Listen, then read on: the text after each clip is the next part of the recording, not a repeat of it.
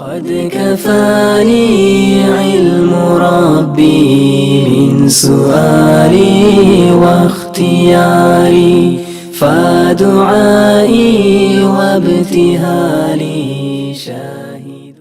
السلام عليكم ورحمة الله وبركاته. kusoo dhawaad arday cashirkeena maanta waxaan dhigana wax la yiraahdo jilciyaasha ama laxativeska laxative and cataracts iyagu waxa weeyaan kuwii dawooyinkii inta badan aynu kaga saaraynay yani powerka aynu ku caadinay ama mindhicirkeena kuwaasoo yani aan sharaxno. laxativeska waxa loo isticmaalaa markuu yani GIT geena ay wax ku istaagaan.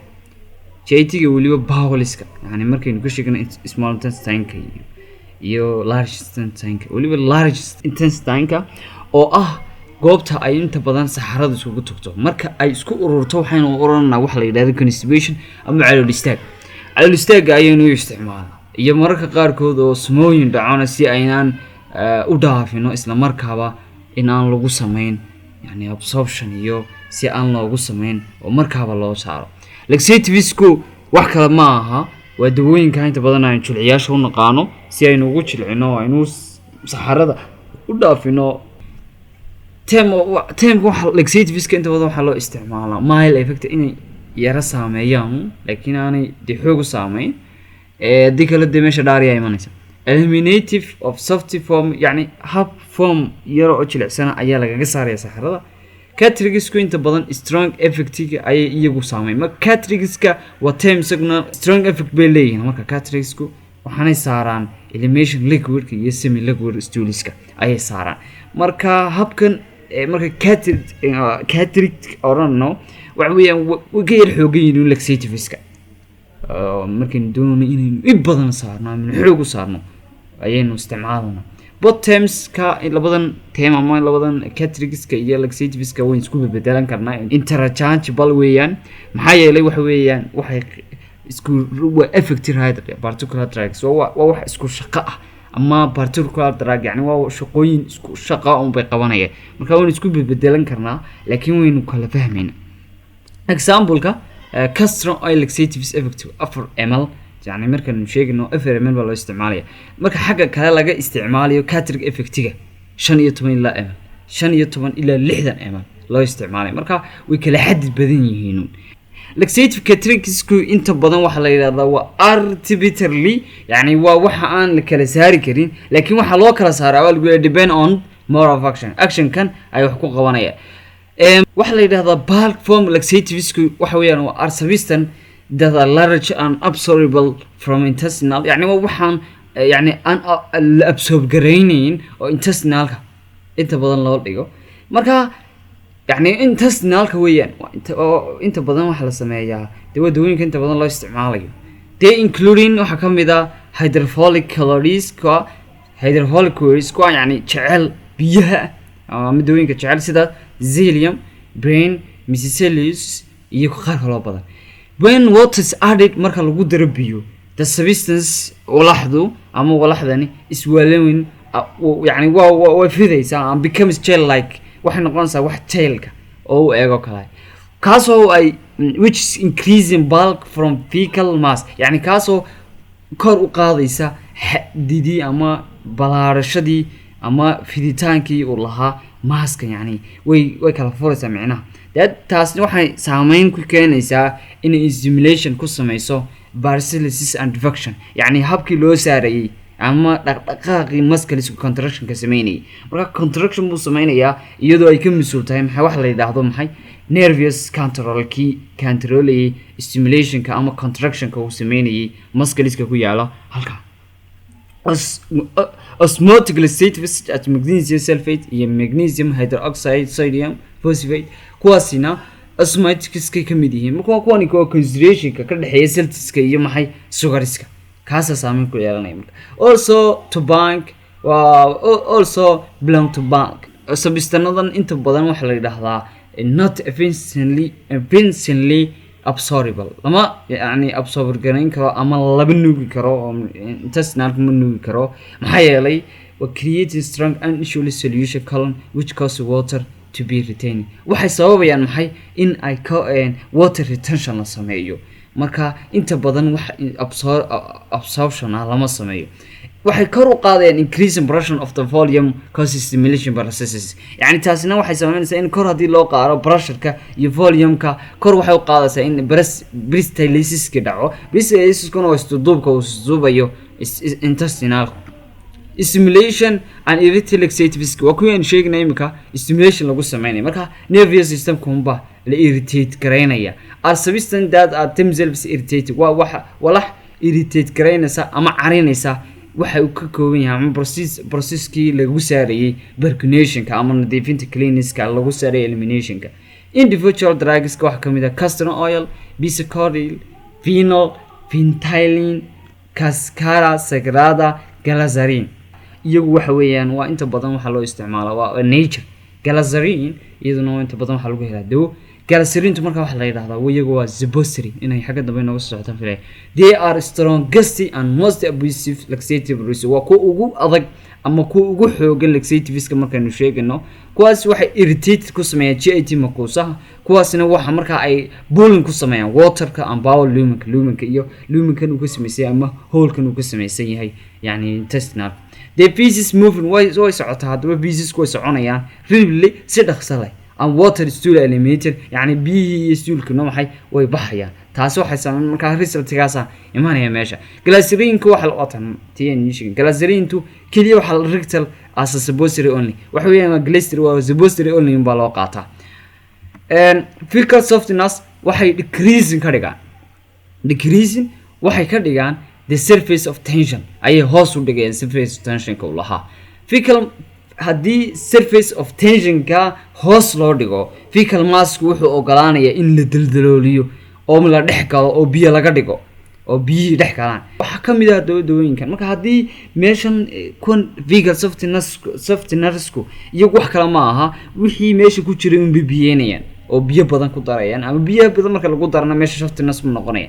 Dicasate baa kamid ah. Dicasate kuna waa dawada kaliya ku jirta fecal softness marka dawooyada sina saline la yiraahdo jitimiga dalkeena taalo oo laakiin waa herbal taasi aad bay u fiican tahay. They may be also decreasing water absorption through the intestinal wall. waxay kor u hoos u dhigaan absorption-ka lagu sameynayo intestinal wall-ka. Lubricating laxatives-ku iyagu waxa weeyaan waa qaar lubrication ku sameynaya ama yani lubrication marka la sameynayo waa hydrating liquid paraffin ta yani ama waa saliideyn oo kale ay marka wixii hadii la saliideeyo meeshii baasi siyar ku soo dhaafaya meeshii marka saliid waad garanaysaa hadii saliid meesha la mariyo in meeshii si ayr wuxuu u mari karayaan. Liquid paraffin waa liquid paraffin waa mineral oil waa saliid oo kale ay mineral oil ama saliid. It lubricating the intestinal-ka ama yani midhicirka ayaa waxa la sameeyay lubrication baa lagu sameeyay. Lubrication-kuna waa xeereyntii it's to the soft taasi stoolki soft baa laga dhigayaa. waxa laga yaabaa in colonic absorption fecal water-ka yani ku sameeyo. hadii meesha waxa dhacaysa tusaalahan ku soo celiyo laxatives wax kale ma aha hadii tusaalahan wax la mariyo saliid waxa la isla meesha ka dhex dusay wax way ka dhex dusayaan sidaas un baa la sameeyay wax kale lama sameeyo. neemadii baan marka cleaner neema la yiraahdaa tayr ahaan bay Soomaaliyeed waa tayr marka aynu yar baarno bal iminka toos aynu tagno sug administration inagoo sheegayna.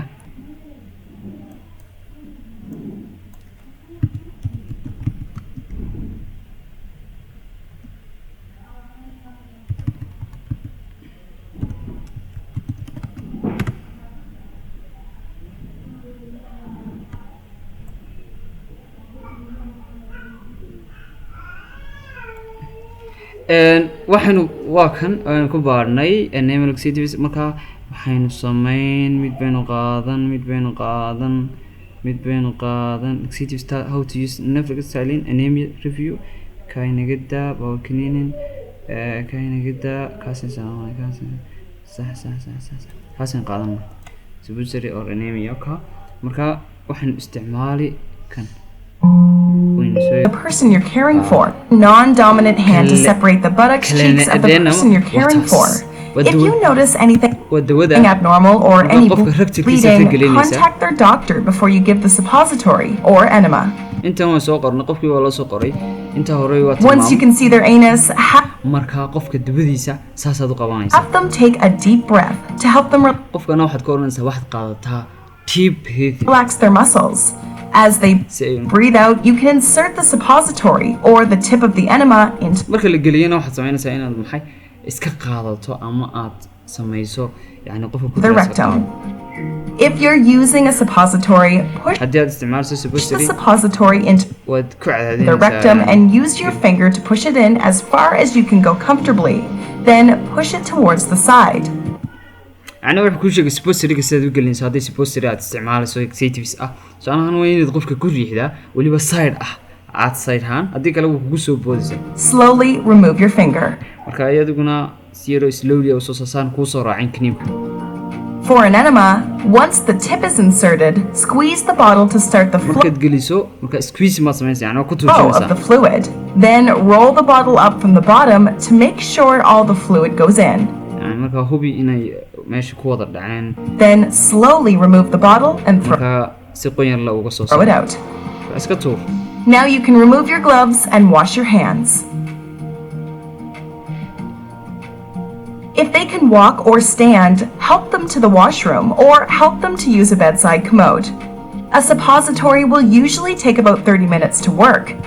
مركا 30 minutes buu shaqeynaya waxaan imika inta uu socon waa inta kale waa iska caadi qofka caawi samtig da qofku bilaadnimo waa iska caawinayna qofka wada kulli wanaag joogna laakiin inta uu socon waa 30 minutes buu qofku yani ku keenay waliba waa high constipation haduu yahay qofku haduu yahay inta waa yani waa qofku wax sugaysa 30 minutes ma laha laakiin dadka qaar ba waxa jira adigoo sida uga soo saareen kugu soo boodaan ama kugu soo boodo saxarada oo afka ama wajiga kaaga daarto procedure kan uu sameeynaya hadda waa waxba ka yar khaldan in badan wax laga yaabo marka hore in patient kan la ogaa yani in waqti badan aan constipation badan lahayn marka patientnada qaar bay kugu soo boodsan marka wax la sameeyaa dhinac baa laga istaagaa And an enema may only take 5 minutes.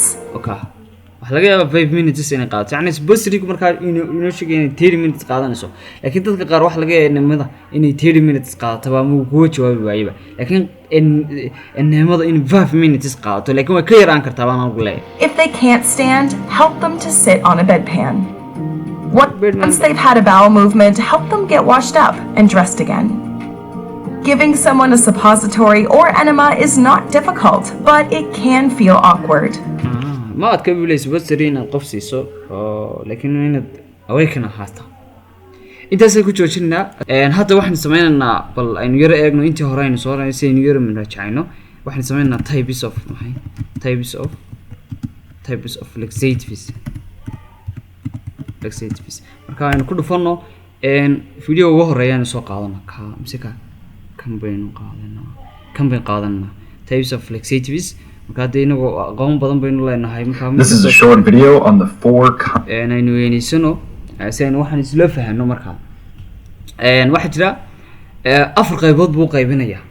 kinds of laxatives, the 4 types of bulk form agents, hyperosmotic agent, stool softeners, stimulating agents.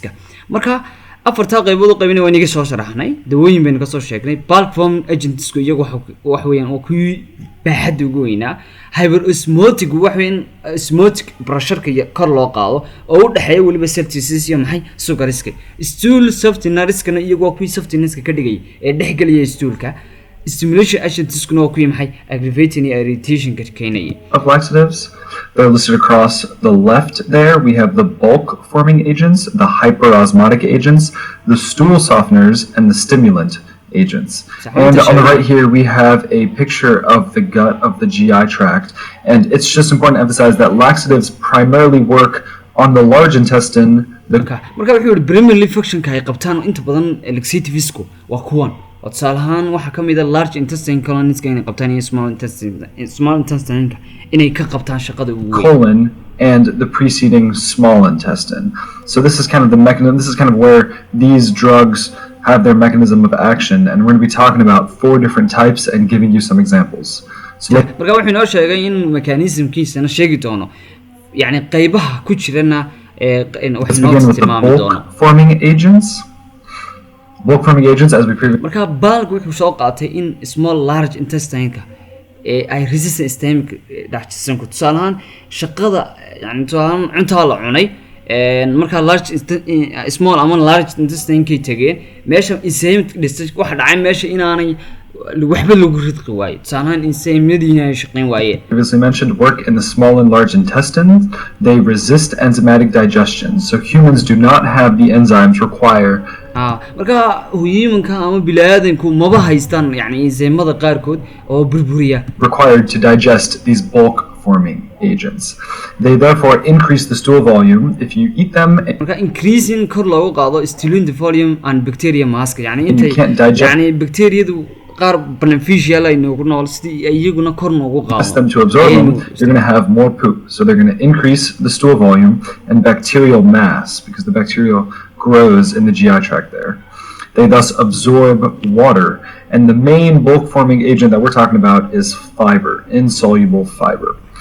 Now fiber comes from plant-based foods. As you can see, there's legumes there on it doesn't call doona uu leeyahay macnaha favoriteskuna iyaguna wax weeyaan waa plant based foods weeyaan the right waan iska dhaafin doonaa inta yar qaarkood polycarbithyl is a polycarbithyl waa dawo drug that you jirta can inta badan take. It's based on fiber dawooyin ku jirta It's a bulk bone agentska forming agents. Another miscellaneouskana waa one inaga soo is sheegay methylcellulose, and there's psyllium as well. psyllium na waa inagii hadda markii dhaweyd So these are all drugs that in the small and large intestine resist enzymatic digestion and thus increase the stool volume and the bacteria. marka waxa la sameeyaa fiberka iyo absorb yani fiberku waa waxyaabaha inta badan qofka lagula taliyo calool istaaga Bacterial mass. And because they absorb water, they allow stools to pass through more easily. Next, we have the hyperosmotic agents. hyperosmotic Hyperosmotic agents work in the colon. They retain water there by creating an osmotic pressure. So waa kiyaan soo sheeganay marka waxay create lagu sameeyo osmotic pressure these are osmoles, so they dissolve in the fluid. They're osmoles that create an osmotic pressure and cannot be transported into the body. They're in the GI tract, but they're not really in the body because they haven't passed through those epithelial cells. So they create an osmotic pressure and they draw water out into the lumen that is the GI tract. There are a couple subcategories of these hyperosmotic agents. Some of them are saline agents, like magnesium waa inagii soo sheegnay magnesium citrate magnesium Sodium. citrate and Yes, sir. sodium phosphate. Some of them are sugar. lactulose iyo sorbitolkana iyagana way ku jirtaa dawo kale oo aad u muhiima runtii ayaa iyaduna jirta oo la yiraahdo miltolol There's like lactulose, PEG, and sorbitol. PEG is polyethylene glycol. It's a polymer. It's used in a lot of drugs. It's insoluble. And sorbitol is sababta aan muuqaalkan ku soo duubaya ah yani inaan wax badan ka fahano YouTube-ka dhex yaala oo faa'iido badan runtii marka uu doonayay in la soo rogo oo Soomaali loo soo rogo imika inta waad iska fahansan tahay marka afartaba saas it's a sugar inta aan dhaafino dawo kale muhiimad dawada inta badan aan isticmaalno waxa kamid ah militolol kuma darayo inta dawooyin inta badan buu isticmaalaya lactulose baynu isticmaalaa oo shayrab ah inta badan oo dukaamada farmasiyadayna yaalaan used as an artificial sweetener in some candy. So some of those act to have to use as a stool softeners. Now, stool softeners allow water and fats to be added to stools, and they soften the stools, thus making the passage allow water fats to be added stool يعني waxa la ogolaanaya in lagu dhex daro maxay stoolkii taasoo si yar oo fudud u dhaafaysa maxay intestinal tract easier. Through the small and large intestines easier. Some examples of stool softeners are docusate, which lowers the surface tension of stool, and mineral oil, which is minimally digested and does what is above. It allows water and fats to be added to the stools, softens it, and allows it to pass through. It's oil. It's like greasing up your stool so that it passes through and prevents you from being constipated. And lastly, we have stimulant agents, which essentially stimulate peristaltic which means that they act on the marka waxa se stimulation ma lagu sameeyaa peristaltic action ki yani peristalsis waxa la yiraahdaa marka contraction lagu sameeyo ma la saarayo waxa maamula inflammatory yani muscles inta badan caloosha ayaa mindhicirina ka shaqeeya marka nervous systemka ayaa ku tacalluqa oo inta badan dawooyinkan cardiovascular system waxa keenan dhaariyay ay keeni jireen waxay carin jireen kuwan bay carin jireen peristaltic action ka the intestinal mucosa and or the nerve plexi. The exact mechanism of action of these stimulant agents isn't very unclear. Mechanism of action is unclear. Very clear. We just know that they increase the peristalsis that's going on in the GI tract. Some examples of stimulant agents that are worth knowing are senoglycoside and bisacodyl. Both of these are drugs that stimulate the nerves in the GI tract to increase peristalsis and pass the stool through your colon.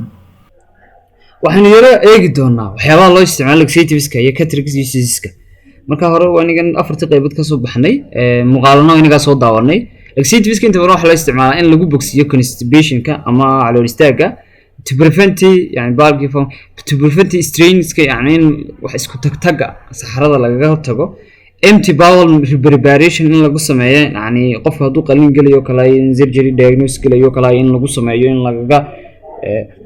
laga fudmeysiyo oo meesha laga nadiifiyo saxarada cuntadii iyo meesha wixii ku jiray accelerate elimination potential yani sababta in meesha lagaga saaro taana waa loo adeegsanayaa accelerate excretion parasite in lagaga saaro anti-helmintic saahan waa loo isticmaali karaa oo lagaga saaro taana waa loo adeegsan karaa constipation common bromulka inta badan laxativeska inta loo isticmaalo ma calool istaagu non-drug measurement prevent yani waxa laga yaabaa dawo adigoon isticmaalin in la qaato increase intake of the fluid and high yani fluidska iyo waxyaabaha qaadanayso qofka hadaad aragto constipation markaaba kula talin yani inuu qaato maxay dawooyin inuu qaato laakiin kula tali yani inuu high intake qaato fluids and waters inuu qaato favorite fluidska inuu qaato yani garowgii iyo waxyaabihii bahalka lahaa exercise inuu sameeyo socdana kula tali are much prefer laxatives laakiin iyaga kuwan baa laga door bidaya hadii kuwan shaqeyn waayaan oo qofku ku shaqeyn waayo markaas laxativeska loo gudbaya ma halkaas aynu ku joojinaa maanta laxativeska maanta aynu ka wada saarnaa insha Allah taala waxaan bari u gudbi doonaa haduu rabbi ogolaado cashirka xiga oo noqon doona anti diarrhea